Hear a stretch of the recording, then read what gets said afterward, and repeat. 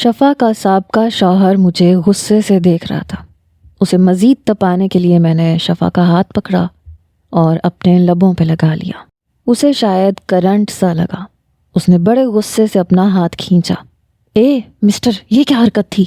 دیکھو میں تمہارا لحاظ نہیں کروں گی، تمہارا منہ توڑ کے رکھ دوں گی، وہ غصے سے بپھر کے بولی۔ میں نے کہا وہ تمہارا سابقہ شوہر دیکھ رہا تھا، اس لیے اسے جیلس فیل کروا رہا تھا۔ مجھے بھی کوئی شوق نہیں ہے یہ سب کرنے کا۔ میں نے سوچا اب تپے ہوئے کو اور تپانے میں مزہ آتا ہے۔ میری بات سن کے شفا نے ساجد کی طرف دیکھا، پھر کہنے لگی میرے ساتھ نا زیادہ چالاکی کرنے کی کوشش نہ کرو۔ اس شخص کو مجھ سے کوئی غرض نہیں ہے، اس لیے بہتر ہے کہ اپنے آپ میں اپنی حد میں رہو، ورنہ مجھے حد میں رکھنا آتا ہے۔ میرے ماتھے پہ بل پڑ گئے۔ ایک تو میں اس لڑکی کی اتنی بڑی مدد کر رہا تھا، اس پہ اس لڑکی کی اتنی اکڑ تھی کہ ختم ہونے کا نام ہی نہیں لے رہی تھی۔ بہرحال کیس ختم ہو چکا تھا۔ وہ میرے ساتھ گاڑی میں ہی بیٹھی، کہنے لگی مجھے میرے گھر پہ اتار دیں۔ میں نے کہا اس بات کا کیا مطلب ہے؟ کہنے لگی سیدھی سی اردو زبان میں کہا ہے کہ مجھے میرے گھر پہ اتار دیں۔ میں نے کہا تمہاری والدہ اور رافع تو میرے گھر پہ جا چکے ہیں اور تم نے مجھ سے نکاح کیا ہے، تو ظاہر سی بات ہے کہ تمہیں میرے گھر پہ رہنا پڑے گا، باقی تمہارا سامان بھی کل تک آ جائے گا۔ میری اس بات پہ وہ چپ سی ہو گئی، کھڑکی سے باہر دیکھنے لگی۔ جب ہم گھر پہنچے تو ملائکہ رافع کے ساتھ ہی تھی، بے حد خوش تھی، اور شفا کی والدہ بھی مسکرا رہی تھیں، کہہ رہی تھیں کہ شکر ہے شفا، تم نے ایک عقل مندانہ فیصلہ کیا ہے۔ اس نے اپنی والدہ سے کہا میں نے صرف اپنے بیٹے کی سیکیورٹی کے لیے یہ سب کچھ کیا ہے۔ میں نے ملائکہ کو اپنے ساتھ لگایا، پھر رافع کو بھی گود میں اٹھا کے پیار کیا، پھر اسے نیچے اتار دیا۔ میں آپ سے جھوٹ نہیں بول سکتا، اس لیے سچ کہوں گا کہ مجھے رافع سے اتنی دلچسپی نہیں تھی اور نہ ہی اتنی محبت جتنی میں اپنی سگی بیٹی ملائکہ سے کرتا تھا۔ لیکن ظاہر سی بات ہے شرائط بھی تو پوری کرنی تھی۔ شفا مجھے ہی دیکھ رہی تھی۔ اس کی والدہ کہنے لگی مجھے پتہ چل گیا ہے کہ جیت کس کی ہوئی ہے۔ کہنے لگی اب اس کے پاس کوئی آپشن بھی تو نہیں بچا تھا۔ اس کی والدہ تو مجھ پہ نہال ہو رہی تھیں، جیسے میں نے ان کی بیٹی کے ساتھ نکاح کر کے بہت بڑا احسان کیا ہو۔ اس دن چھٹی تھی، میں اپنے کمرے میں چلا گیا اور گہری نیند سو گیا، کیونکہ شفا کی پریشانی میں دور کر چکا تھا۔ میری آنکھ شام کو کھلی۔ جب میں باہر آیا تو شفا کی والدہ نے چائے کا خاص اہتمام کیا ہوا تھا، لیکن وہ بچوں کے کمرے میں تھی۔ میں نے کہا آنٹی آپ نے اتنی زحمت کیوں کی؟ کہنے لگی زحمت کیسی؟ جو کچھ تم نے کیا ہے میں تمہارا شکریہ تک نہیں ادا کر سکتی، میرے پاس وہ الفاظ ہی نہیں ہیں۔ اسی وقت شفا باہر آئی، کہنے لگی امی آپ کب تک احسان مندی میں ہی رہیں گی؟ احسان نہیں کیا ہے انہوں نے، بات برابر کی طے ہوئی ہے۔ میں نے بھی تو ان سے شادی کی ہے، اب میں کیا کہوں کہ میں نے ان سے شادی کر کے ان پہ احسان کیا ہے؟ اپنے سے 10-12 سال بڑے شخص سے شادی کی ہے میں نے۔ اس نے میری عمر پہ چوٹ کی تھی۔ میں نے کہا واٹ؟ وہ لڑکی 24-25 سال کی تھی اور میری عمر 33-34 کی ہوگی، اس حساب سے میں 8-9 سال ہی بڑا تھا۔ لیکن آج تک میں نے کبھی اپنی عمر پہ اتنا غور نہیں کیا تھا جو اس نے مجھے تانا دیا تھا۔ اندر ہی اندر مجھے بڑا برا لگا تھا۔ بڑے آرام سے وہ ٹیبل پر بیٹھ کر اپنے کپ میں چائے ڈال کر ساتھ میں سموسے کھانے لگی، شامی کباب کھانے لگی۔ میں نے کہا اس کی تو ایسی کی تیسی، یہ میری عمر مجھ پہ سنائے گی۔ ملائکہ اور رافع بھی آ چکے تھے۔ ملائکہ کو چائے میں نے کپ میں ڈال کے دی اور رافع کو بھی آدھا کپ چائے کا میں نے ہی دیا تھا۔ وہ محترمہ تو یوں بیٹھی تھیں جیسے پتہ نہیں کہاں کی نوابزادی ہو، حالانکہ اس کی والدہ اسے گھورے جا رہی تھیں۔ کھا پی کے ہاتھ جھاڑ کے وہ شاید اپنے کمرے میں جانے لگی جب میں نے اسے پکارا۔ میں نے کہا شفا رات کا کھانا تم بناؤ گی۔ اس نے حیرت سے پلٹ کے مجھے دیکھا۔ میں نے اپنے ابرو اچکائے۔ میں نے کہا اپنی والدہ کا خیال رکھو، اس عمر میں انہیں کچن میں کیوں گھسا رکھا ہے؟ ویسے بھی اب تمہیں جاب کی ضرورت نہیں ہے، میں ہوں نا، اپنی ذمہ داریاں تم سنبھالو تاکہ تمہاری والدہ کو بھی کچھ سکون ملے۔ یہ سن کے 2 منٹ تو اس نے مجھے بڑے غصے سے دیکھا، پھر کچن میں چلی گئی۔ میں واپس اپنے کمرے میں چلا گیا، لیپ ٹاپ پہ اپنا کام کرنے لگا۔ تبھی میرے نمبر پر ایک ان نون نمبر سے کال آئی۔ میں نے فون اٹھایا۔ تم کیا سمجھتے ہو کیس جیت جاؤ گے، اس لڑکی سے شادی کرو گے تو میں تمہیں سکون سے جینے دوں گا؟ دیکھو مجھے ہر حال میں میرا بچہ چاہیے، اور میں تم سے اپنا بچہ لوں گا اور ضرور لوں گا۔ میں سمجھ گیا تھا کہ یہ اس کا سابقہ شوہر ساجد ہی ہو سکتا ہے۔ میں نے کہا دیکھو مسٹر، طلاق دینے سے پہلے ایگریمنٹ تم نے ہی بنایا تھا، سائن بھی تم نے کیا تھا۔ کہنے لگا میں کیس جیتا ہوا تھا، تم نے شفا سے شادی کرنی تھی تو تم میرا بچہ میری کسٹڈی میں آنے کے بعد کر لیتے۔ میں نے کہا شفا سے شادی مجھے رافع کی وجہ سے ہی کرنی تھی، تو پھر رافع میں تمہیں کیسے دے دیتا؟ وہ تل ملا کے رہ گیا، کہنے لگا میرے بیٹے کا تم نے کیا کرنا تھا؟ میں نے کہا مجھے بھی ایک بیٹے کی ضرورت تھی جیسے تمہیں ضرورت ہے، تم نے بھی تو ضرورت کے تحت ہی رافع کو اپنانا تھا نا، کیونکہ تمہاری بیوی بچہ پیدا کرنے سے قاصر ہے، ورنہ پچھلے 4 سالوں سے تو تمہیں بیٹے کی یاد نہیں آئی کہ وہ کیسے پل رہا ہے اور کیسے نہیں۔ کبھی بچے کے نان نفقے کا خیال کیا تم نے؟ یقیناً نہیں کیا ہوگا۔ وہ بیچاری لڑکی اپنے بچے کی پرورش کرنے کے لیے نوکریاں کرتی پھر رہی تھی، تب تمہیں خیال نہیں آیا کہ تمہاری اولاد ہے تو خرچے تمہیں اٹھانے چاہیے؟ کہنے لگا اس جیسی گھمنڈی لڑکی اور ضدی لڑکی کو میں نے اس کے حال پہ اسی لیے چھوڑا تھا کیونکہ وہ میرے پیسے لینا نہیں چاہتی تھی۔ دیکھو میرا بچہ مجھے شرافت سے دے دو، میں تمہیں کچھ نہیں کہوں گا، اور اگر تم نے میرا بیٹا مجھے واپس نہیں کیا تو اپنے بیٹے کو حاصل کرنے کے لیے میں کسی بھی حد سے گزر جاؤں گا۔ میں نے کہا ٹھیک ہے، رافع تو اپنی ماں سے جدا نہیں ہوگا، تم جو کر سکتے ہو کر لو، لیکن یہ کرنے سے پہلے یہ سوچ لینا کہ شفا اکیلی نہیں ہے، ٹھیک ہے نا؟ اس نے فون بند کر دیا، میں نے بھی فون ایک طرف رکھ دیا، دوبارہ لیپ ٹاپ پہ اپنا کام کرنے لگا۔ رات کے کھانے پر جب میں باہر آیا تو ڈائننگ ٹیبل پر مجھے دال نظر آئی، اور وہ بھی کافی پتلی، ساتھ میں روٹیاں۔ میرا تو دل بجھ کے رہ گیا۔ بچے ڈائننگ ٹیبل پہ بیٹھ چکے تھے، میں بھی بے دلی سے بیٹھ گیا۔ میں نے کہا انسان کچھ اچھا ہی پکا لیتا ہے۔ وہ کہنے لگی اصل میں مجھے زیادہ پکانا نہیں آتا، اس لیے فی الحال آپ کو یہی کھانی پڑے گی، کیونکہ یہ آپ کی ضد تھی کہ آپ کو میرے ہی ہاتھ کا کھانا کھانا ہے۔ اب جو کچھ مجھے بنانا آتا ہے میں تو وہی پکاؤں گی، اور جیسا آتا ہے ویسا ہی پکاؤں گی۔ یہ کہہ کے اس نے دال میری پلیٹ میں ڈالی۔ بہرحال دال اتنی بری نہیں پکی تھی، مزے کی تھی۔ کھانا کھانے کے بعد میں اسے ہی دیکھ رہا تھا۔ وہ ٹیبل سے سب کچھ اٹھا کے لے گئی، پھر برتن دھونے لگی۔ دونوں بچے لاؤنج میں ہی کارٹون دیکھ رہے تھے۔ پھر کہنے لگی چلو ملائکہ، رافع، سونے کا وقت ہو گیا ہے۔ اس کی والدہ کا کمرہ نیچے ہی تھا اور الگ تھا، لیکن وہ اپنے کمرے میں نہیں گئی۔ شفا بچوں کے ساتھ ان کے کمرے میں جا کے دروازہ بند کر چکی تھی۔ میں کچھ دیر لاؤنج میں بیٹھا رہا، ٹی وی پہ خبریں دیکھتا رہا۔ اس کی والدہ کہنے لگی بیٹا تم آرام نہیں کرو گے؟ میں نے کہا آنٹی میں کر لوں گا، آپ میری فکر نہ کریں، مجھے خبریں رات کو لازمی دیکھنی ہوتی ہیں، ذرا ملک کے حال احوال انسان کو پتہ ہونے چاہیے۔ انہیں دیکھ کے لگ رہا تھا جیسے وہ مجھ سے کچھ کہنا چاہتی ہیں، لیکن پھر چپ چاپ اٹھ کے اپنے کمرے میں چلی گئیں۔ میں کچھ دیر تو ٹی وی دیکھتا رہا، جب نیند سے آنکھیں بوجھل ہونے لگیں تو اپنے کمرے میں چلا گیا اور سو بھی گیا۔ صبح ایک دم میری آنکھ کھلی تو دماغ میں یہ آیا کہ ملائکہ کو اٹھانا ہے، اس کی چٹیاں باندھنی ہے، اسے تیار کرنا ہے، ناشتہ دینا ہے۔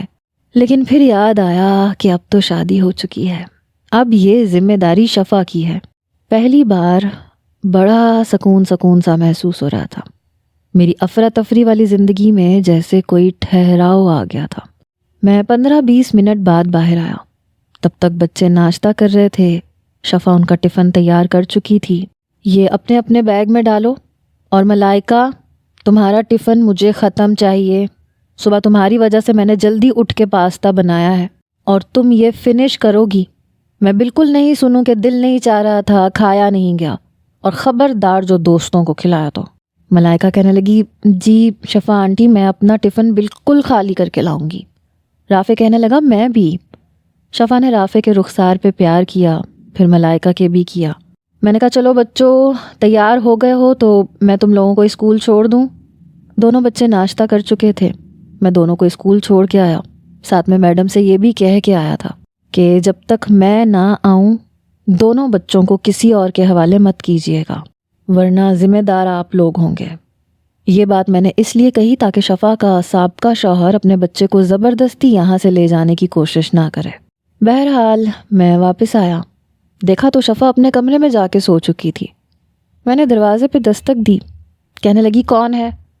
میں نے کہا میرے علاوہ کون ہو سکتا ہے؟ کہنے لگی جی فرمائیے۔ میں نے کہا محترمہ کچھ ذمہ داریاں ہیں آپ کی، اور اس ذمہ داری میں میرا نام بھی شامل ہے۔ کہنے لگی یہ جو کانٹریکٹ آپ نے بنایا تھا اور جس پہ ہم دونوں نے نکاح سے پہلے سائن کیا تھا، اس میں صاف ستھرا لکھا ہوا ہے کہ میں آپ کے کام نہیں کروں گی۔ یہ سن کے مجھے یاد آنے لگا۔ میں نے کہا اچھا آپ چلیں، انسانیت کے ناطے انسان بھوکے کو کھانا تو دے ہی دیتا ہے۔ کہنے لگی بھوکے کے ہاتھ پاؤں سلامت ہیں، اور بھوکا پہلے بھی اپنے سارے کام خود کرتا تھا، تو میرے خیال سے بھوکے کو اپنی عادت بگاڑنی نہیں چاہیے، وہ بھوکا خود بھی پکا کے کھا سکتا ہے۔ میرا کام آپ کی بیٹی کو سنبھالنا ہے، اور وہ میں بہت اچھے سے سنبھال رہی ہوں۔ آپ میری ذمہ داری میں شامل نہیں ہیں مسٹر فائق۔ مجھے غصہ تو بڑا آیا۔ میں نے کہا ٹھیک ہے۔ میں نے خود ناشتہ بنایا، اور ناشتہ کرنے کے بعد میں آفس چلا گیا۔ دوپہر کو واپس آیا، وہ بھی بچوں کو لے کے، تو کھانا تیار تھا۔ مجھے شفا کی والدہ کی طبیعت کچھ ٹھیک نہیں لگ رہی تھی۔ میں نے کہا آنٹی آپ کو کوئی مسئلہ ہے تو مجھے بتائیں، آپ مجھے ٹھیک نہیں لگ رہی۔ کہنے لگی نہیں بیٹا میں ٹھیک ہوں، بس ایسے ہی کچھ دنوں سے سینے میں بہت درد ہے۔ میں نے کہا تو چلیں ڈاکٹر کے پاس چیک اپ کروا کے آتے ہیں۔ وہ کہنے لگی نہیں ایسی بھی کوئی بات نہیں ہے، اصل میں میرے کندھے بہت کمزور ہیں، اسی وجہ سے سینے میں بھی درد اٹھ جاتا ہے، ایسی کوئی بڑی بات نہیں ہے۔ پھر کہنے لگی بیٹا شفا تمہارے کمرے میں کیوں نہیں جاتی؟ وہ ہماری شرطوں سے نا واقف تھیں۔ میں نے کہا یہ سوال تو آپ کو اپنی بیٹی سے پوچھنا چاہیے، کیونکہ یہ شرط تو اسی نے رکھی تھی۔ بہرحال میں نے تو اپنے بچوں کی خوشی دیکھی تھی۔ میری بیٹی رافع کے بغیر نہیں رہ سکتی، رافع میری بیٹی کے بغیر، اس لیے میں نے آپ کی بیٹی کی ہر شرط پہ سر جھکایا ہے۔ اسے تو اتنا بھی خیال نہیں ہے کہ صبح صبح مجھے ناشتہ ہی بنا کے دے دیتی۔ کہہ رہی تھی کہ آپ کے کام کی ذمہ داری مجھ پہ نہیں ہے۔ خیر کوئی بات نہیں، میں تو پہلے بھی خود ہی پکا کے کھاتا تھا، اتنی کوئی بڑی بات نہیں ہے۔ یہ بات میں نے اس وقت کہی جب بچے اپنے کمرے میں سونے کے لیے جا چکے تھے۔ وہ کہنے لگی یہ کیا بات ہوئی؟ میں بات کروں گی شفا سے۔ میں نے کہا نہیں آنٹی رہنے دیں، کیا فائدہ، میں نہیں چاہتا کہ میرے گھر میں لڑائی جھگڑا ہو۔ میں پرسکون قسم کی زندگی پسند کرتا ہوں، اس لیے میں اپنے کام خود ہی کر لوں گا۔ میں جانتا تھا کہ وہ اپنی بیٹی کو میرے سامنے اگر کچھ نہیں بھی کہیں گی تو بھی سمجھائیں گی تو ضرور۔ میں اپنے کمرے میں چلا گیا۔ اگلے روز صبح جب میں بچوں کو اسکول چھوڑنے کے لیے اٹھا تو شفا بڑے غصے میں تھی۔ بچوں کو ناشتہ دینے کے بعد کہنے لگی آپ نے جو ناشتہ کرنا ہے وہ مجھے بتا دیں ابھی۔ میں نے کہا اتنی بھی کیا جلدی ہے، واپس آ کے بتا دیتا ہوں۔ ویسے بائی دا وے یہ کانٹریکٹ میں نہیں لکھا ہوا، تم چاہو تو آرام کر سکتی ہو۔ کہنے لگی تم جیسا چالاک شخص میں نے آج تک نہیں دیکھا، میری ماں کو تم نے ہی میری شکایتیں لگائی ہیں نا۔ میں نے کہا میری اتنی جرت ہے؟ وہ تو انہوں نے خود پوچھا تھا کہ بیٹا ناشتہ کیوں نہیں کر کے جاتے، تو میں نے بتا دیا کہ کانٹریکٹ میں نہیں لکھا تھا، اس لیے جب بنتا ہے تو بنا کے کھا لیتا ہوں ورنہ بھوکا چلا جاتا ہوں۔ تم نے کیا اپنے کانٹریکٹ کے بارے میں اپنی والدہ کو نہیں بتایا تھا؟ اب دیکھو وہ مجھ سے کہہ رہی تھیں کہ شفا کو تمہارے کمرے میں سونا چاہیے۔ میری بات سن کے اس نے بڑے خون خوار انداز میں مجھے دیکھا۔ کہنے لگی میرے ساتھ نا بالکل شرافت سے رہنا، ورنہ تم سوچ بھی نہیں سکتے کہ میں… اس کی بات ابھی یہیں تک پہنچی تھی جب میں نے کہا ایک منٹ، دیکھو میں تم سے 10 سال بڑا ہوں، یا شاید تمہارے اندازے کے مطابق اس سے بھی زیادہ بڑا، تو تم نا یہ تم کہہ کے مجھ سے بات نہ کیا کرو۔ اگر شوہر کا لحاظ تمہارے نزدیک نہیں بھی ہے تو عمر کا لحاظ تو ہونا چاہیے نا، اس لیے آپ کہا کرو۔ وہ کہنے لگی میں نہیں کرتی تمیز، مجھے تم بد لحاظ ہی رہنے دو۔ میں نے کہا اچھا ٹھیک ہے، اس کا مطلب تمہاری ماں سے ہی کہنا پڑے گا۔ میرا یہ کہنا تھا کہ اس نے میرا بازو پکڑا، خبردار جو اب میری امی سے کچھ کہا تو۔ میں نے کہا پھر بات تو تمیز سے کرنی پڑے گی، اور یہ تم نے مجھے چھوا کیسے؟ ہمارے بیچ طے ہوا تھا نا کہ ہم 2-3 فٹ کے فاصلے پہ بات کیا کریں گے۔ دیکھو اگر تم ہاتھ کراس کرو گی نا تو پھر میں بھی کروں گا۔ اس نے جلدی سے میرا ہاتھ چھوڑ دیا، 2 قدم پیچھے ہٹ گئی۔ میں نے کہا ہاں شاباش، یوں دور دور رہ کے بات کیا کرو۔ بڑے غصے سے وہ وہاں سے چلی گئی۔ میں نے دل میں سوچا تمہیں تو میں ایسا سیدھا کروں گا کہ تم یاد کرو گی۔ اگلے روز بچوں کو چھوڑنے کے بعد جب میں گھر آیا تو میرے کپڑے استری نہیں تھے۔ میں نے اپنے کپڑے اٹھائے اور جان بوجھ کے شفا شفا بلند آواز میں پکارنا شروع کر دیا تاکہ شفا کے ساتھ ساتھ اس کی والدہ بھی میری آواز سن لیں۔ شفا سے پہلے اس کی والدہ کے کمرے کا دروازہ کھلا۔ میں نے بچوں کے کمرے کا دروازہ کھولا۔ کہنے لگی کیا مصیبت ہے، کیوں چلا رہے ہو؟ میں نے کہا یار میرے کپڑے استری کر دو، مجھے فیکٹری جانا ہے۔ میں نے بڑی معصوم شکل بنائی کیونکہ اس کی والدہ کے کمرے کا دروازہ کھل چکا تھا اور وہ دیکھ رہی تھی۔ البتہ شفا کی نظر اپنی والدہ کی طرف نہیں گئی تھی۔ کہنے لگی میں تمہاری ملازمہ نہیں ہوں، سمجھے نا؟ پہلے اپنے کپڑے استری نہیں کرتے تھے کیا؟ میں نے کہا ٹھیک ہے جیسے تمہاری مرضی۔ تبھی شفا کی والدہ کہنے لگی شفا۔ وہ ایک دم چونکی۔ اس نے پلٹ کے دیکھا، اس کی والدہ اسے غصے سے دیکھ رہی تھی۔ یہ کیا طریقہ ہے بات کرنے کا؟ چلو کپڑے استری کر کے دو فائق کے۔ اس نے غصے سے میرے ہاتھ سے کپڑے چھینے اور استری سٹینڈ پہ چلی گئی۔ میں اپنے کمرے میں آ چکا تھا۔ جب تک میں نہا کے واپس آیا میرے کمرے میں میرے کپڑے استری شدہ پڑے ہوئے تھے۔ میرے چہرے پہ مسکراہٹ پھیل گئی۔ تیار ہو کے باہر آیا تو ناشتہ تیار تھا۔ شفا کی والدہ بھی وہیں بیٹھی تھی، شاید انہوں نے سب کچھ اپنے سامنے تیار کروایا تھا۔ ناشتہ کرنے کے بعد میں فیکٹری چلا گیا۔ آج میرا کام کچھ جلدی ہی ختم ہو گیا تھا۔ میں سوچ رہا تھا کہ آج بچوں کو پارک میں لے جاؤں، لیکن جب میں ان کے کمرے میں گیا تو وہاں کوئی نہیں تھا۔ پتہ نہیں دونوں بچے کہاں تھے۔ اس سے پہلے کہ میں کمرے سے باہر نکلتا واش روم کا دروازہ کھلا۔ ملائکہ پلیز یہ ٹاول پکڑانا، میں لے کے جانا بھول گئی تھی۔ شفا شاید نہا رہی تھی۔ ٹاول باہر بیڈ پہ پڑا ہوا تھا۔ میں نے اٹھا لیا، اس کے ہاتھ میں پکڑا دیا۔ دروازہ پھر سے بند ہو چکا تھا۔ میں باہر جانے لگا لیکن واش روم سے شفا کی آواز آئی، ملائکہ 2 منٹ رکو ذرا، یہ ذرا واش روم میں آنا۔ یہ سن کے میں اچھمبے میں آیا کہ کیا مجھے واش روم میں جانا چاہیے۔ کہنے لگی جلدی آؤ، کیا کر رہی ہو؟ اب میں بول بھی نہیں سکتا تھا۔ کہنے لگی ملائکہ جلدی آؤ نا، یہ زپ بند نہیں ہو رہی ہے، اسے بند کر دو۔ پتہ نہیں کیوں لیکن میرے دل کی دھڑکنیں بے ترتیب سی ہونے لگی۔ بڑا عجیب سا لگ رہا تھا۔ چلتے چلتے میں واش روم کے قریب آیا، ذرا سی دستک دی۔ کہنے لگی کھلا ہے دروازہ، اندر آ جاؤ۔ میں نے ذرا سا دروازہ کھولا۔ شفا کی پشت میری طرف تھی، اس کی قمیض کی زپ اٹک چکی تھی۔ وہ بند کرنے کی کوشش کر رہی تھی لیکن ہو نہیں پا رہی تھی۔ کہنے لگی ملائکہ دیکھنا یہ کیوں بند نہیں ہو رہی ہے، اسے بند کرو۔ میں نے زپ پہ ہاتھ رکھا لیکن میری نظریں میرے اختیار سے باہر ہوئی تھیں۔ اس کی کمر پہ میری نظریں بڑی بے باکی سے اٹھ رہی تھیں۔ پتہ نہیں کیوں لیکن میں اپنی نظروں کو روک نہیں پا رہا تھا۔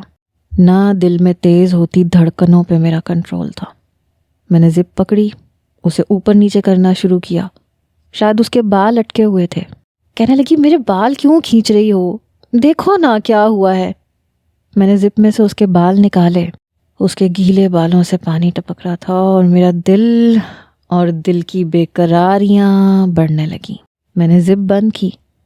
اس سے پہلے کہ واش روم سے باہر نکلتا وہ فوراً سے پلٹی اور مجھے دیکھ کے اس کا چہرہ غصے سے تمتمایا۔ کہنے لگی تمہیں شرم نہیں آتی؟ تم میرے واش روم میں آئے ہو؟ میں نے کہا لو خود ہی تو تم نے مجھے کہا تھا کہ زپ پھنس گئی ہے، بند کر دو۔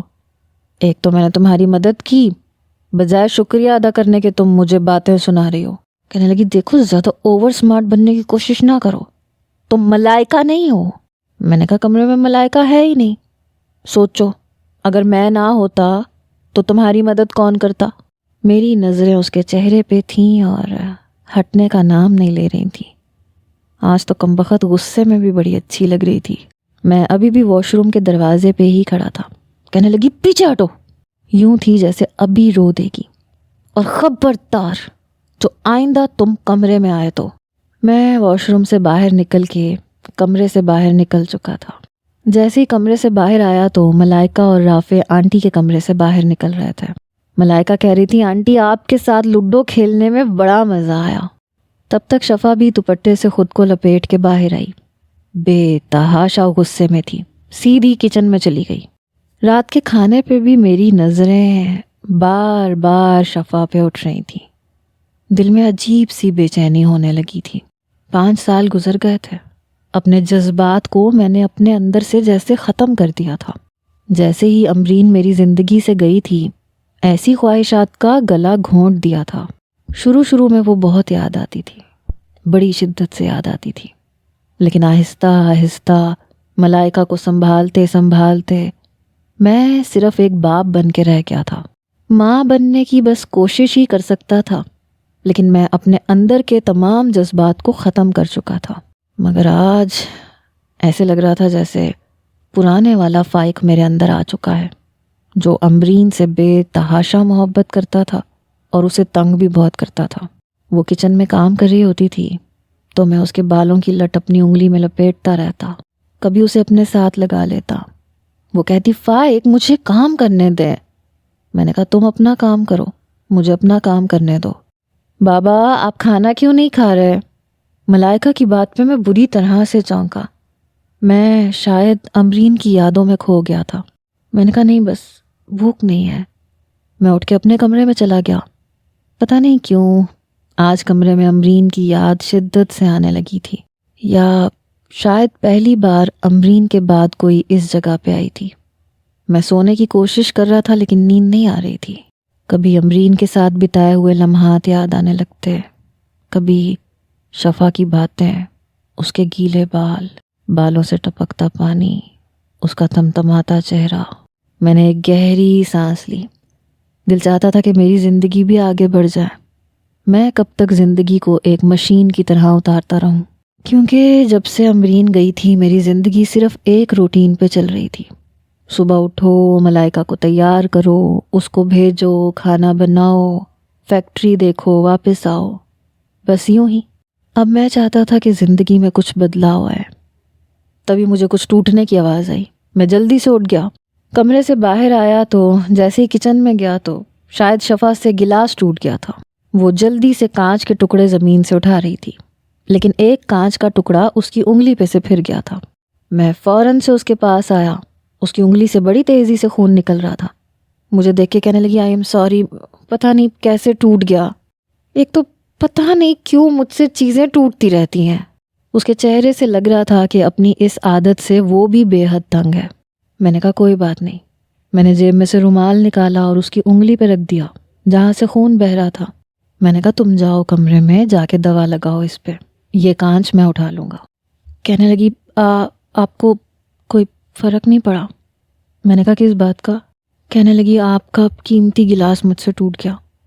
میں نے نفی میں سر ہلایا۔ میں نے کہا نہیں کوئی بات نہیں، اس کی قسمت میں ٹوٹنا لکھا تھا، تم سے نہ ٹوٹتا تو مجھ سے ٹوٹ جاتا یا کسی بچے سے ٹوٹ جاتا۔ بڑی حیرت سے مجھے دیکھتی ہوئی وہ چلی گئی۔ میں نے بکھرے ہوئے کانچ اٹھائے، باسکٹ میں پھینک دیے۔ اب میں یہ چاہتا تھا کہ شفا میرے کمرے میں رہا کرے، لیکن کیسے، یہ سمجھ میں نہیں آ رہا تھا۔ مجھے یہ مناسب نہیں لگ رہا تھا کہ میں اس کی والدہ سے کہوں، اس لیے میں نے ملائکہ کو اپنے پاس بلایا۔ میں نے کہا شفا تمہارا خیال تو رکھتی ہے؟ کہنے لگی ہاں شفا آنٹی بہت اچھی ہیں، مجھے بہت مزے مزے کی چیزیں بنا کے دیتی ہیں اور میرا بہت خیال رکھتی ہیں۔ میں نے کہا اور تم رافع کا خیال رکھتی ہو؟ کہنے لگی ہاں میں بھی رافع کا بہت خیال رکھتی ہوں۔ میں نے کہا اچھا، لیکن میرا خیال تو کوئی نہیں رکھتا۔ میری بات سن کے وہ میری طرف دیکھنے لگی۔ میں نے کہا دیکھو نا، میرا بھی تو کوئی خیال رکھنے والا ہونا چاہیے نا۔ تم اپنی شفا آنٹی سے کہو نا کہ میرا بھی تو خیال رکھا کریں۔ پتہ ہے رات کو میرے سر میں بہت درد تھا، لیکن سر دبانے کے لیے کوئی کمرے میں تھا ہی نہیں۔ ہاں جب تمہاری مما ہوتی تھی تو وہ دبا دیا کرتی تھیں، لیکن خیر چھوڑو۔ کہنے لگی بابا میں نے آنٹی سے کہا تھا کہ اب آپ میری مما ہیں تو آپ بابا کے کمرے میں جا کے سویا کریں، لیکن وہ منع کر دیتی ہیں۔ میں نے کہا ہاں نا، وہ تو منع کرے گی نا، تاکہ تمہیں یہ نہ لگے کہ تمہارے بابا کو کسی نے تم سے چھین لیا۔ کہنے لگی نہیں ایسی تو کوئی بھی بات نہیں ہے، میں ایسا نہیں سوچتی۔ میں نے کہا پھر تمہیں چاہیے کہ تم ہاتھ پکڑ کے اپنی شفا آنٹی کو میرے کمرے میں چھوڑ کے جاؤ، لیکن اگر تم چاہو تو، ورنہ کوئی بات نہیں، خیر ہے۔ وہ شاید میری بات سمجھ گئی تھی۔ وہ کمرے سے چلی گئی۔ رات کا کھانا کھانے کے بعد میں اپنے کمرے میں آ گیا، لیپ ٹاپ پہ بیٹھ کے کام کر رہا تھا۔ 1 گھنٹے کے بعد میرے کمرے کا دروازہ کھلا۔ یہ کیا کر رہی ہو؟ مجھے کہاں لے کے آ رہی ہو؟ آنٹی آپ آئیں تو صحیح۔ وہ اس کا ہاتھ پکڑ کے صوفے پہ میرے پاس بٹھا چکی تھی۔ پھر میرا ہاتھ پکڑا، اس کے اوپر شفا کا ہاتھ رکھ دیا۔ پھر کہنے لگی، آنٹی آپ کو یہاں رہنا چاہیے، میں ہوں نا، میں رافع کا خیال بہت اچھے سے رکھوں گی، لیکن آپ کو میرے بابا کا خیال رکھنا چاہیے۔ شفا بڑی حیرت سے اسے دیکھ رہی تھی۔ میں شفا کا ہاتھ پکڑ چکا تھا۔ ملائکہ جا چکی تھی اور دروازہ بھی بند کر کے جا چکی تھی۔ جیسے ہی وہ گئی، شفا نے اپنا ہاتھ مجھ سے چھڑوانے کی کوشش کی۔ بڑی چالاک بیٹی ہے تمہاری، چھوڑو میرا ہاتھ۔ میں نے کہا ایسے کیسے چھوڑ دوں؟ میری بیٹی نے اتنے پیار سے تمہارا ہاتھ میرے ہاتھ میں دیا ہے۔ کہنے لگی، دیکھو تم نا میرے ساتھ اپنی حد میں رہنا۔ میں نے کہا اور اگر حد میں نہ رہا جائے تو انسان کیا کرے؟ کہنے لگی، مجھے حد میں رکھنا آتا ہے۔ اپنا ہاتھ وہ مجھ سے چھڑوانے کی کوشش کر رہی تھی، لیکن میں نے نہیں چھوڑا۔ مجھے نہیں اندازہ تھا کہ وہ بہت زور سے میرے ہاتھ پہ کاٹ لے گی۔ میں نے ایک دم اس کا ہاتھ چھوڑا۔ اس نے اپنا ہاتھ آزاد کروایا اور فوراً کھڑی ہو گئی۔ میں نے کہا کیا عجیب جانور قسم کی لڑکی ہو یار۔ کہنے لگی، میں ایسی ہی ہوں، میرے پاس آئے نا تو تمہیں۔ میں نے کہا اچھا، میرے لیے اتنی پابندیاں؟ اور وہ شخص جسے تمہاری قدر نہیں تھی، اسے اپنے قریب آنے سے نہیں روکا تم نے؟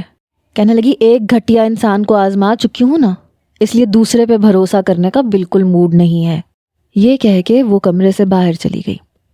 اگلے روز میں نے شام کو شفا کی والدہ سے کہا، میں نے کہا آنٹی میرے ایک دوست کی طرف پارٹی ہے، اس نے کہا تھا اپنی بیوی کے ساتھ آنا، لیکن مجھے نہیں لگتا کہ شفا مانے گی۔ میں نے ایک شاپنگ بیگ ان کے ہاتھ میں دیا۔ میں نے کہا یہ آپ کہہ کے دیکھ لیں، اگر میری عزت رکھ لے تو اس کی مہربانی ہوگی، یہ کپڑے پہن کے تیار ہو جائے۔ اب گھی سیدھی انگلی سے تو نکل نہیں رہا تھا، تو انگلی ٹیڑھی تو کرنی تھی نا۔ اس کی والدہ نے شاپنگ بیگ پکڑا، کہنے لگی تم تیار ہو، میں شفا کو کہتی ہوں۔ انہوں نے شفا کو اپنے کمرے میں بلایا۔ امی آپ میرے ساتھ زبردستی مت کیا کریں۔ آنٹی کے کمرے سے آوازیں آ رہی تھیں، وہ شاید نہیں مان رہی تھی۔ شفا دیکھو مجھے کچھ نہیں سننا۔ وہ کہنے لگی، آپ نے کیوں میری زندگی کو اجیرن بنا کے رکھ دیا ہے؟ پہلے بھی آپ کے کہنے پہ میں نے شادی کی تھی، آپ نے کہا تھا کہ پیار اور محبت سے بدل جائے گا، کیا بدلا تھا وہ شخص؟ امی یہ مرد کبھی نہیں بدلتے۔ کیا نہیں کیا میں نے ساجد کے لیے، لیکن اس کے دل سے میں اس کی پہلی محبت نہیں نکال پائی۔ کیا انجام ہوا اس شادی کا؟ زندگی میری برباد ہوئی، اور اب آپ چاہتی ہیں کہ میں اس شخص کی خاطر، اس کی خوشی کی خاطر اس کو راضی کرنے کی کوششیں کرتی رہوں۔ کیا میں انسان نہیں ہوں؟ وہ رو رہی تھی۔ خدا کے لیے شفا، ہر انسان کو ایک ہی پلڑے میں تولنے کی کوشش مت کیا کرو۔ امی مرد سب ایک جیسے ہی ہوتے ہیں، جب اس کا مطلب پورا ہو جائے گا نا تو اسے بھی اپنی پہلی بیوی یاد آئے گی۔ جیسے ساجد کو اپنا مطلب پورا ہونے کے بعد پہلی محبت کو دیکھا تو اس کی محبت جاگ اٹھی تھی۔ اس نے یہ بھی نہیں سوچا کہ اس کا بچہ 1 مہینے کا ہے اور طلاق دے کے چلا گیا تھا، اور آج جب اسے یہ احساس ہوا کہ اس کی وہی محبت اسے اولاد نہیں دے سکتی تو اسے میری اولاد یاد آ گئی۔ یہ سارے مرد خود غرض ہوتے ہیں اماں، خدا کے لیے میرے دل کو کھلونا سمجھنا چھوڑ دیں، مجھے نہیں جانا اس کے ساتھ۔ اس کی ماں اس کی منت سماجت کر رہی تھی، لیکن وہ روئے جا رہی تھی۔ میں کمرے سے باہر آیا، اس کے دروازے پہ دستک دی۔ دروازہ اس کی والدہ نے کھولا تھا، وہ بھی خود اپنے آنسو صاف کر رہی تھیں، شاید دونوں ہی ماں بیٹی رو رہی تھیں۔ میں نے کہا آنٹی آپ رہنے دیں پلیز، وہ نہیں جانا چاہتی تو کوئی بات نہیں، میں اکیلا چلا جاؤں گا۔ وہ کہنے لگی نہیں بیٹا، اصل میں نے کہا نہیں کوئی بات نہیں، آپ رہنے دیں۔ پہلی بار مجھے اس لڑکی کے آنسوؤں کا احساس ہوا تھا، اس کی ہچکچاہٹ سمجھ میں آئی تھی، بات بات پر اس سے کام خراب ہونے کی وجہ سمجھ میں آئی تھی۔ وہ ایک گھریلو لڑکی تھی، اسے جاب کرنی نہیں آتی تھی، لیکن اپنے بچے کی خاطر وہ دھکے کھا رہی تھی، اس لیے وہ ہر وقت نروس اور کنفیوز رہتی تھی، خود کو بااعتماد ثابت کرنے کی کوشش کرتی تھی، اس لیے ٹھیک چلنے کے چکر میں غلط کر جاتی تھی۔ جب انسان حد سے زیادہ نروس ہوتا ہے تو اس سے ایسی غلطیاں ہو جاتی ہیں۔ پتہ نہیں اس شخص نے اس کے ساتھ کیا سلوک کیا تھا کہ وہ چاہ کر بھی اپنے اندر اعتماد پیدا نہیں کر پا رہی تھی۔ اور ایسا اکثر ہوتا ہے، ایسے لوگ جب ڈرائیونگ کرتے ہیں تو سامنے گاڑی دیکھ کر یا مین روڈ دیکھ کر گھبرا جاتے ہیں۔ انہیں یہ سمجھ میں نہیں آتی کہ انہیں گاڑی چلانی چاہیے یا روک دینی چاہیے۔ وہ اپنی طرف سے سب کچھ ٹھیک کرنا چاہتے ہیں لیکن خراب ہو جاتا ہے، کیونکہ شاید ان کی ذرا سی غلطی پہ انہیں بہت زیادہ ڈانٹا جاتا تھا۔ شاید ساجد کا رویہ شفا کے ساتھ بہت برا تھا اور وہ ڈرتی تھی کہ اس سے کوئی نقصان نہ ہو، اور اسی لیے نقصان ہو جاتا تھا۔ میں ہمیشہ اس لڑکی کو غلط سمجھتا رہا، لیکن وہ غلط نہیں تھی، اس کے اندر خوف تھا، بے تحاشا خوف تھا۔ بہرحال ایک بار میں شفا کو اور بچوں کو ایک پارک میں لے کر گیا۔ واپسی پر جیسے ہی ہماری گاڑی ایک سنسان گلی میں گزر رہی تھی تو ایک گاڑی نے آگے سے آ کے ہماری گاڑی کا راستہ روکا۔ میں گاڑی پیچھے کرنے لگا تو پیچھے بھی ایک گاڑی کھڑی تھی۔ وہ گلی کافی سنسان تھی اور وہاں کسی کا بھی گھر بھی نہیں بنا ہوا تھا۔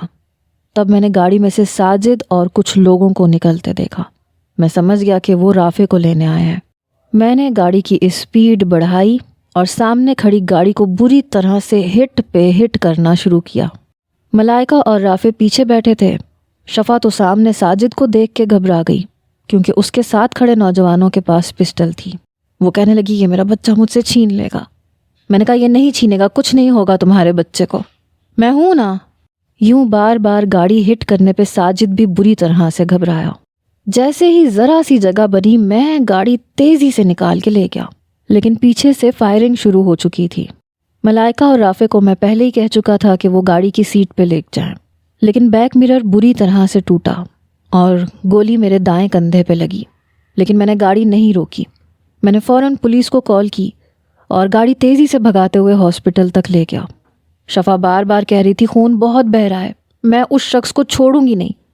میں نے کہا بچوں کو جلدی سے آگے اپنے پاس بٹھاؤ، کیونکہ پچھلی سیٹ پہ بہت کانچ تھا۔ وہ رافع اور ملائکہ کو آگے بٹھا چکی تھی۔ ملائکہ کا رنگ اڑا ہوا تھا، رافع روئے جا رہا تھا۔ جیسے ہی گاڑی ہاسپٹل کے پاس رکی، شفا بھی آنسو بہا رہی تھی۔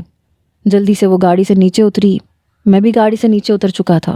مجھے فوراً سے آپریشن تھیٹر لے جایا گیا۔ کچھ ہی دیر میں مجھے بے ہوش کر دیا گیا۔ جب مجھے ہوش آئی تو سسکیوں کی آواز میرے کانوں میں گونج رہی تھی۔ میں نے آنکھیں کھولیں تو ملائکہ میرے پاس بیٹھی تھی، روئے جا رہی تھی، اور دوسری طرف شفا بیٹھی تھی، وہ بھی رو رہی تھی۔ اس کی ماں کہنے لگی اب تو خطرے سے باہر ہے، کہنے لگی اس شخص نے میرے بچے کی خاطر گولی کھائی ہے امی، اور میں کتنی بری ہوں، میں نے کتنا برا سمجھا تھا اس شخص کو۔ میری کھلی آنکھیں دیکھ کے وہ چپ ہوئی، پھر اپنے آنسو صاف کرنے لگی۔ ملائکہ میرے ساتھ لگ گئی، بابا آپ ٹھیک تو ہیں نا؟ میں نے کہا ہاں میں بالکل ٹھیک ہوں، تم لوگوں کو کہیں کانچ تو نہیں چبھا؟ رافع تو ٹھیک ہے نا؟ کہنے لگی ہم سب بالکل ٹھیک ہیں۔ پولیس نے ساجد کو گرفتار کر لیا تھا اور 2 دن بعد میں بھی واپس گھر آ چکا تھا۔ پہلی بار شفا خود میرے کمرے میں میرے برابر میں بیڈ پہ لیٹی، مجھ سے بار بار پوچھ رہی تھی آپ نے دوائی ٹائم سے لے لی ہے نا؟ کل آپ کے لیے کیا بناؤں، کیا کھائیں گے؟ میں نے کہا اتنی فکر کیوں کر رہی ہو، کھا لوں گا جو بناؤ گی، جیسا بناؤ گی۔ نو ڈاؤٹ کہ وہ بہت اچھی لڑکی تھی، اس نے میرا بہت خیال رکھا تھا، میں بہتر ہو چکا تھا۔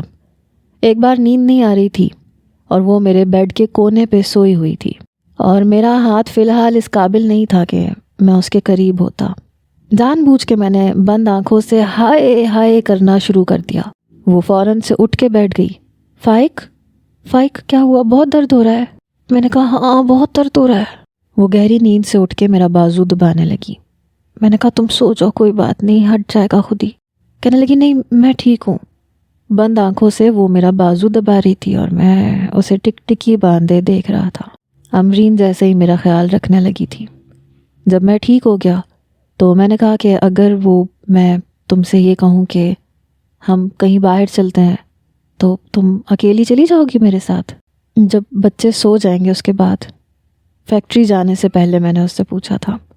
وہ نظریں جھکائے ہوئے تھی، جواب نہیں دے رہی تھی۔ میں نے کہا اگر تمہاری مرضی نہیں ہے تو اٹس اوکے۔ کہنے لگی نہیں میں چلی جاؤں گی، یہ کہہ کے باہر چلی گئی۔ رات کو جب میں آیا تو وہ تیار تھی، بچے اپنے کمرے میں تھے، میرے ساتھ وہ بھی باہر گئی، ڈنر بھی کیا، لیکن ہیل سے میرا پاؤں بہت زور سے دبایا کیونکہ اسے ہیل پہننے کی عادت نہیں تھی، بس میری خاطر پہنی تھی۔ میں بھی صبر کر گیا، لیکن جیسے ہی گھر پہ آیا تو میں نے اسے اپنی گود میں بھر لیا۔ کہنے لگی یہ آپ کیا کر رہے ہیں؟ میں نے کہا کیونکہ مجھے اپنا پیر بہت پیارا ہے، 2 دفعہ تم نے ہیل ماری ہے۔ کہنے لگی وہ آئی ایم سوری، لیکن مجھے چھوڑیں پلیز، میں گر جاؤں گی۔ میں نے کہا نہیں، میں تمہیں گرنے نہیں دوں گا۔ کہنے لگی آپ کے ہاتھ پہ گولی لگی ہوئی ہے، خواہ مخواہ دوبارہ سے زخم تازہ ہو جائے گا۔ میں نے کہا نہیں ہوتا۔ اچھا یہ بتاؤ مجھ سے محبت کرتی ہو؟ میری اس بات پہ اس نے نفی میں سر ہلایا، میرا بازو پکڑ رکھا تھا تاکہ گر نہ جائے۔ میں نے کہا مجھ سے محبت نہیں کرتی؟ مجھے حیرت ہوئی تھی۔ کہنے لگی نہیں، وہ تو آپ نے اتنے احسان کیے تھے اس لیے سوچا تھا کہ آپ کا تھوڑا خیال رکھ لوں، لیکن مجھے نیچے اتارے میں گر جاؤں گی۔ میں نے کہا اچھا تو سب کچھ تم نے ہمدردی میں کیا تھا؟ یہ کہتے ہوئے میں نے اپنے دونوں ہاتھوں کی گرفت کو ہلکا سا کم کیا۔ اسے لگا شاید وہ گر جائے گی، جلدی سے دونوں مٹھیوں سے میری شرٹ پکڑ چکی تھی۔ میں گر جاؤں گی فائق؟ میں نے پھر سے اسے مضبوطی سے پکڑا۔ میں نے کہا اب بتاؤ ہمدردی تھی یا محبت؟ کہنے لگی مجھے نیچے اتاریں۔ میں نے کہا سچ بتا رہی ہو یا تمہیں یہیں پہ گرا دوں؟ اسے غصہ آیا، آپ نیچے اتار رہے ہیں یا نہیں؟ میں نے کہا نہیں اتار رہا، سچ بتاؤ پہلے۔ میں نے کہا جلدی بتاؤ، ہم لاؤنج میں کھڑے ہیں، تمہاری امی آ جائیں گی، بچے آ جائیں گے، کتنا برا لگے گا نا، سب تمہیں میری گود میں دیکھیں گے۔ کہنے لگی اور تو ہے ہی صدا کے بدتمیز اور بے شرم انسان۔ میں نے پھر سے اپنے ہاتھ کی گرفت کو ہلکا سا کم کیا، اسے لگا وہ گر جائے گی۔ کہنے لگی فائق! وہ مجھے مزید دبوچ کے پکڑ چکی تھی۔ میں نے کہا تم سچ نہیں بتاؤ گی تو میں ایسے ہی کروں گا۔ کہنے لگی ہاں کرتی ہوں محبت۔ میں نے کہا کتنی؟ کہنے لگی وہ شاید زچ ہوئی۔ میں نے کہا پیار سے بات کرو نا، کتنی محبت کرتی ہو؟ کہنے لگی بہت زیادہ کرتی ہوں، اب پلیز مجھے نیچے اتاریں۔ میں اسے کمرے میں لے گیا، پاؤں سے دروازہ بند کیا، اسے بیڈ پہ لٹایا۔ اس سے پہلے کہ وہ اٹھ کے بیٹھتی اور مجھ سے لڑتی، میں اس کی ساری کوششیں ناکام کر چکا تھا۔ میں نے کہا آج تو تم نے خود اعتراف کیا ہے، آج تک تم نے مجھے بہت تنگ کیا ہے، لیکن اب میں تمہیں تنگ کروں گا۔ یہ کہہ کے میں نے لیمپ بجھا دیا تھا۔ چلیں جی ہو گئی ختم کہانی۔ اچھے بچے اس سے زیادہ آگے کی کہانی نہیں پڑھتے۔ Bye bye, Tata.